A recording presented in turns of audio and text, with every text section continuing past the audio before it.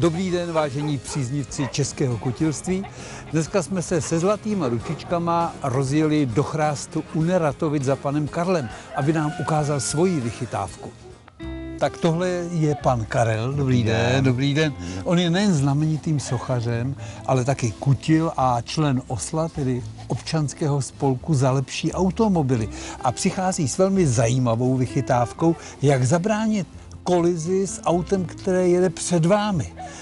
To mají jenom vozy vyšší třídy a některé dokonce jenom za příplatek. Tak nám ukažte, jak jste si to amatérsky udělal. No, v podstatě je to jednoduchý. Principem je koště, které vlastně mám pod vozidlem propojeno přes přepákování na postavičku u volantu. Ale jinak můžeme si to již tak ukázat v dílně tepla. Jo, pojďte do tepla. Jdem do tepla. Jak jste se vlastně jako řezbář dostal k těm vychytávkám pro automobily?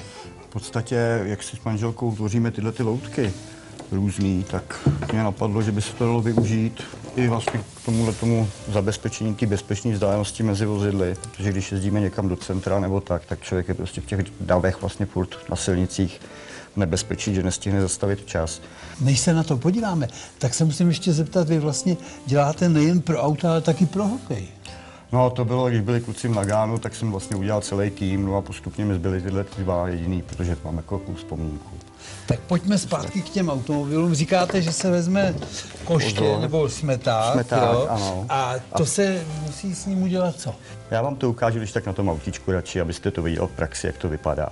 Principem je to, že při nárazu se to koště zasune do vozidla a s převodováním se loutka na volantu pohne a tím mě varuje, že vlastně dojíždím moc blízko k nějaký překážce. Když tak si to zkuste, sedněte si do autíčka. A to jste neřezal podle hokejisty? Ne, to jsem řezal podle manželčiny maminky, jako výhodný tak paní. Já to zkusím, no schválně. Pevně držet volant, jo? Pevně držet volant. Ano, budu. Držíte se pevně? Ano. Au! No funguje to, funguje. Jak jste dneska viděli, dají se vymyslet všelijaké systémy pro ochranu řidiče. Stačí trochu fantazie a přijdete na ledasco.